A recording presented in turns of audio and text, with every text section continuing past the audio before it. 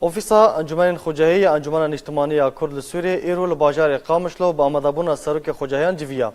Di wê civînê de raportên Encûmenên Xwecehî hatin xwendin, her wiha behsa guhartinên vê dawiyê di laşê Enekesê de hate kirin û Encûmena Xwecehî li ser du başan hate dabaşkirin ku Encûmenên Xwecehî yên li derveyê Rojhilat ji tirbesiviyê ta Dêrîkê pêk ve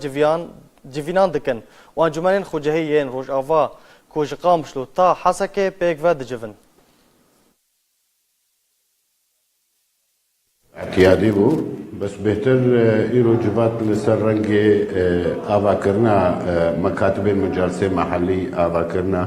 خوجهی نو پشتی جوینا برفراه انجمان و تغییرات منتدا چه بون بهتر ترکیز سروی بو سر مسائل گرفتیا سر مسائل کامی بچرنگی کاربن چالاکیا بکن کامی بچرنگی کاربن کار بکن رنگ کی نو دوره کنون بدنا